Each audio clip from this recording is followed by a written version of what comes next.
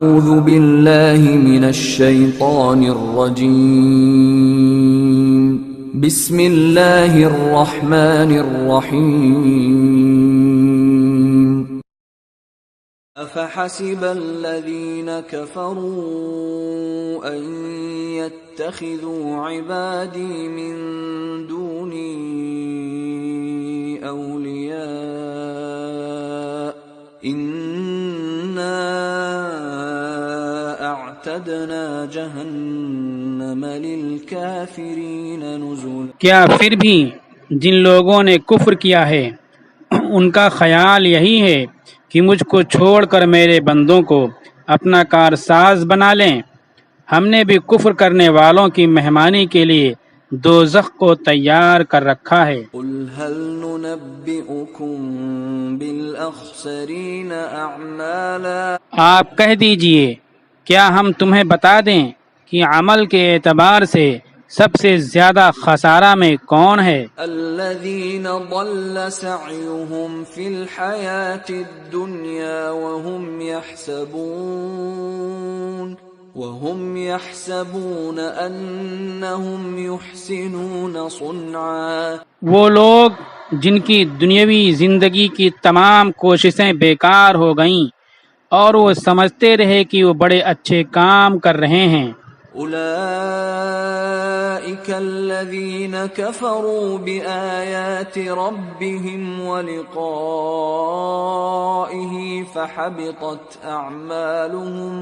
فحبطت اعمالهم فلا نقیم لهم یوم القیامة وزنا۔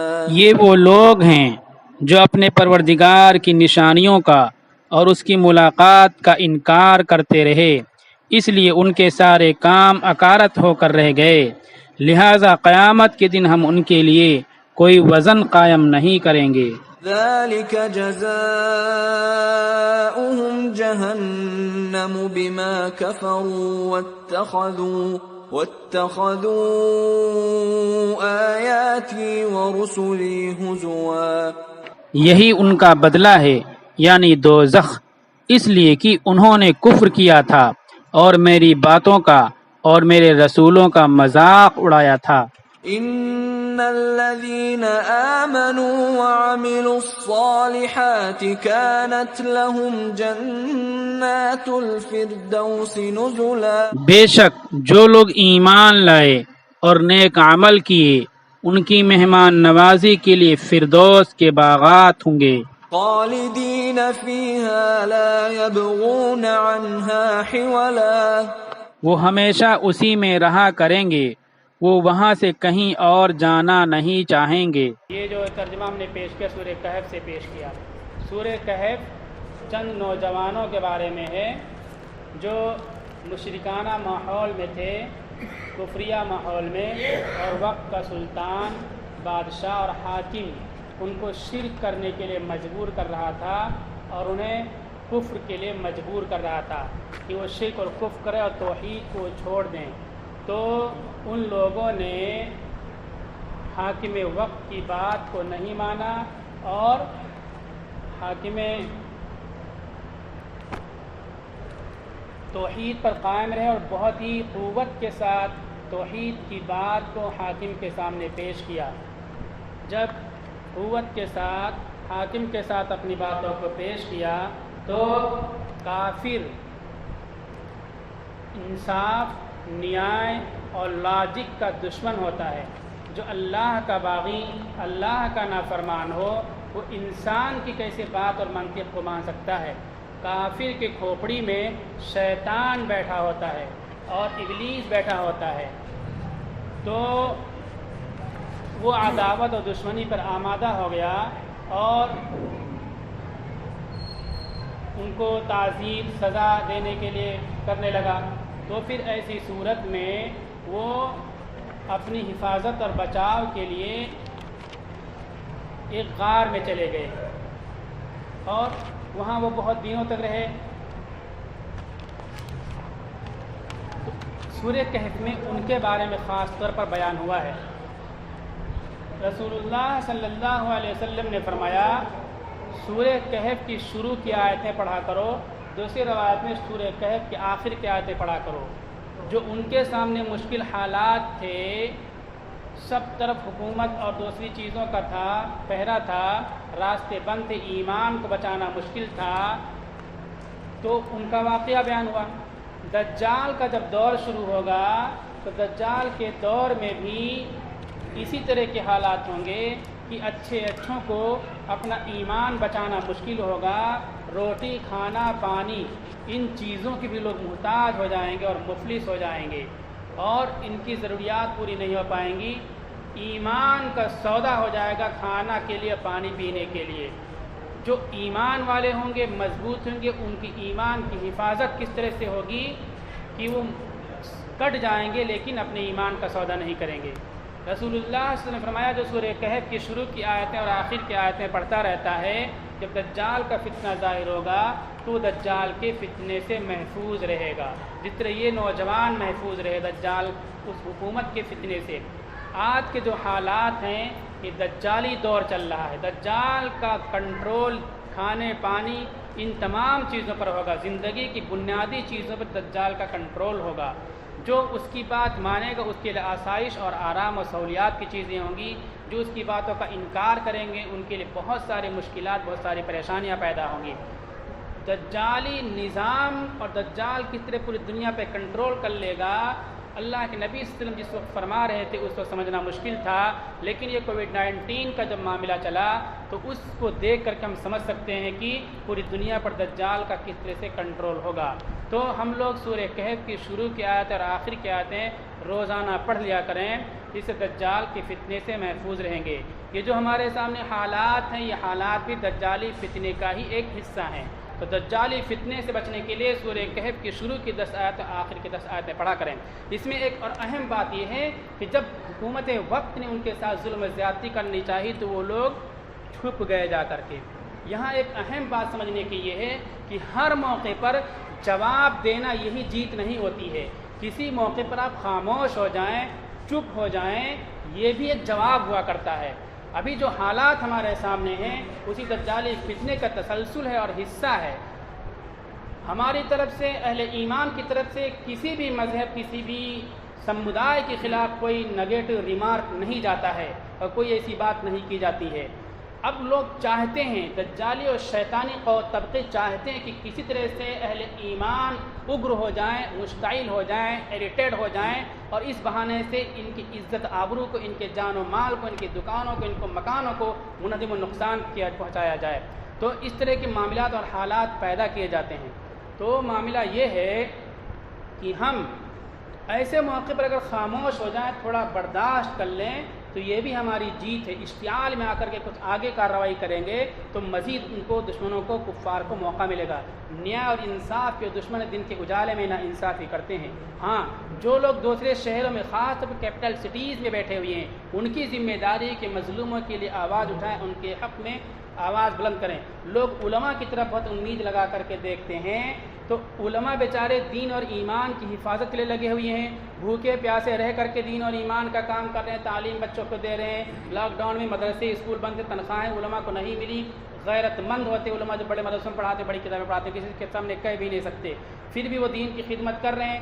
اور دوسری بات، علماء نہ زبان جانتے ہیں، نہ قانون جانتے ہیں، نہ دوسرا کوئی نظام جانتے ہیں۔ علماء سے بڑی اور زیادہ ذمہ داری لائرز کی ہے، جرنلسٹ کی ہے، پولیٹیشینز کی ہے، ان لوگوں کی، خاص طور پر جو کیپٹل سٹیز میں ہیں، کہ مسلمانوں کے ان حالات، مظلوموں کے ان حالات کے سلسلے میں وہ لوگ کھڑے ہوں۔ اب یہ بات ہو گئی کہ چپ ہو جانا، حالات جہاں ہوں، یہ بھی مقابلے کی ایک صورت ہے اور دشمن کو زیر کرنے کی ایک صورت ہے، اور یہ بھی جیت ہوتی ہے۔ ہر جگہ جواب دینا، ہر جگہ مقابلہ کرنا ضروری نہیں ہوتا ہے۔ یہ اصحاب کہف کے واقعے سے بات معلوم ہوئی۔ اب جو ہم نے آیت تلاوت کی اس میں اللہ تعالیٰ نے کفر اور ایمان دونوں کے بارے میں ذکر کیا۔ اہل کفر کے بارے میں کہا کہ یہ لوگ، ان لوگوں نے میرے علاوہ میرے بندوں میں سے بندوں کو ولی، یہاں ولی معبود کے معنی میں معبود بنا لیا۔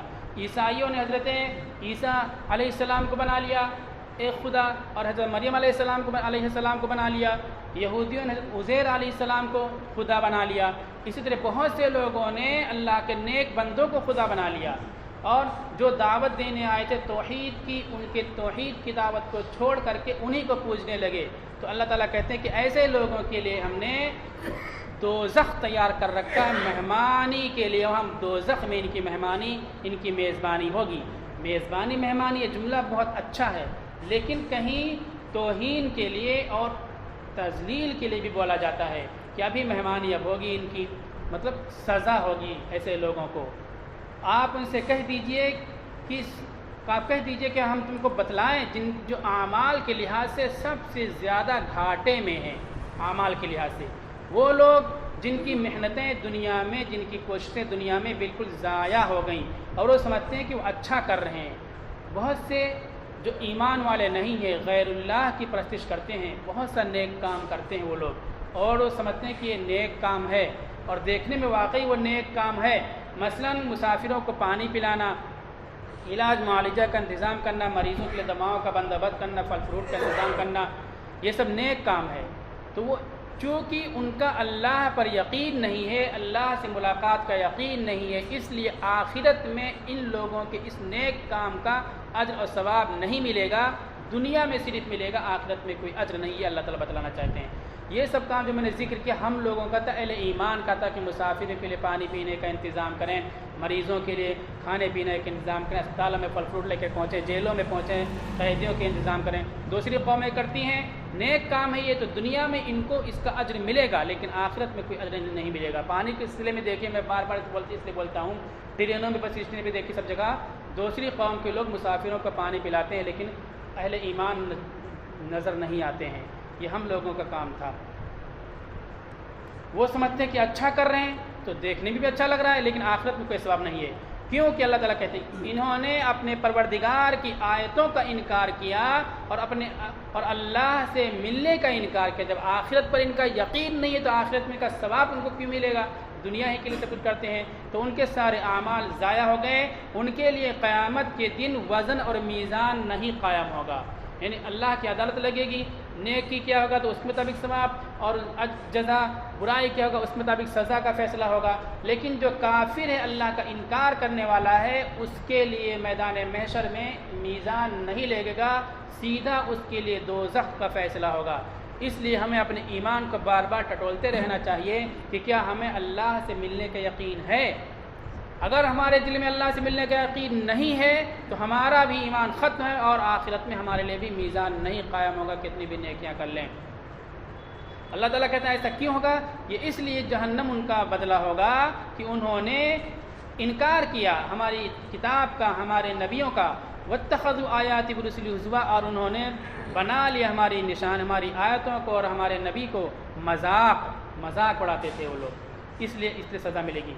اور اس کے مقابلے میں اہل ایمان کی بات آئی، جو لوگ ایمان لائے اور نیک کام کیا۔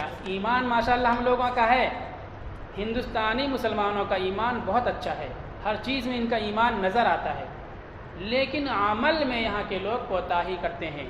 بازار میں بیٹھیں گے تو مسلمان کی طرح کاروبار نہیں کریں گے، دوسرے ایمان سے محروم لوگوں کے لیے ناپ تول میں کمی، ملاوٹ، دھوکہ، جھوٹ، فریب سب کرنا چالو کر دیں گے۔ معاملات میں کمزور ہے۔ صالحات نیک کام کریں تو نیک کام کا جو ہمارا کنسیپٹ ہے، نماز، روزہ، حج، زکوٰۃ، صرف یہ مراد نہیں ہے، تو ارکان پلر ہیں۔ نیک کام یہ کہ بازار میں اور کاروبار میں، معاملات میں آپ پوری طرح سے شریعت کی پابندی کر کے آپ کرو۔ تو جو لوگ ایمان لائے اور نیک کام کرتے ہیں، ہم لوگوں کا ایمان تو رہتا ہے اللہ پر، لیکن نیک کام کے سلسلے میں کوتاہیاں ہوتی ہیں۔ کانت لہم جنات الفردوس نزلا، ان لوگوں کے لیے ٹھنڈی چھاؤں کے باغات ہوں گے، فردوس، جنت الفردوس مہمانی کے طور پر ہوگا، مہمان خانہ کے طور پر ہوگا، میزبانی کے لیے ہوگا۔ خالدین، فردوس فارسی لفظ کچھ لوگ کہتے ہیں، کچھ سریانی، کچھ عبرانی کہتے ہیں۔ فردوس بہت ہی آرام دہ ہوتا ہے، جو اللہ تعالیٰ کی کرسی ہے، عرش ہے، اس کے نیچے کی جو جنت ہوگی، وہاں سے ساری نہریں تمام جنتوں میں جائیں گی، اس کو جنت الفردوس کہتے ہیں۔ رسول اللہ صلی اللہ علیہ وسلم نے فرمایا کہ تم جب اللہ سے جنت مانگو تو جنت الفردوس مانگا کرو. رمضان کا مہینہ ہم لوگ جنت الفردوس اللہ سے مانگا کریں. اپنے مرحومین کے لیے دعا کریں تو ان کو جنت الفردوس کی دعا کیا کریں ان کے لیے. جنت الفردوس میں گے خالدین فیہا لا یبغون عنہا حولا، اس میں ہمیشہ ہمیش رہیں گے. اب کوئی بہت اچھی جگہ ہو اس میں ہمیشہ ہمیش آپ کو رکھا جائے اور دماغ میں یہ ہو کہ اس سے اچھی بھی کوئی جگہ ہو سکتی ہے تو دل میں آئے گا کہ لاؤ وہاں چلیں. تو اللہ تعالیٰ کہتے ہیں کہ جو جنت الفردوس ہوگا اس میں ہمیشہ رہیں گے اور ہمیشہ رہتے رہتے اکتائیں گے نہیں، دوسری جگہ جانے کی تمنا اور خواہش نہیں پیدا ہوگی. لیکن لوگوں کی صفت ہوگی جو ایمان والے ہوں گے اور نیک کام کرتے رہیں گے، نیک کام کرتے ہوئے دنیا سے جائیں گے. ان لوگوں کے لیے جو لوگ اللہ کا انکار کرتے ہیں اور دین کا مذاق اڑاتے ہیں ان لوگوں کے لیے جہنم ہے اور میدان محشر میں کوئی حساب و کتاب نہیں ہوگا، سیدھا وہ جہنم میں جائیں گے. دنیا میں جو نیک کام کرتے ہیں اس کا اجر دنیا میں مل جائے گا لیکن آخرت میں اس کا کوئی ثواب ان کو نہیں ملے گا. اللہ تعالیٰ عمل کی توفیق عطا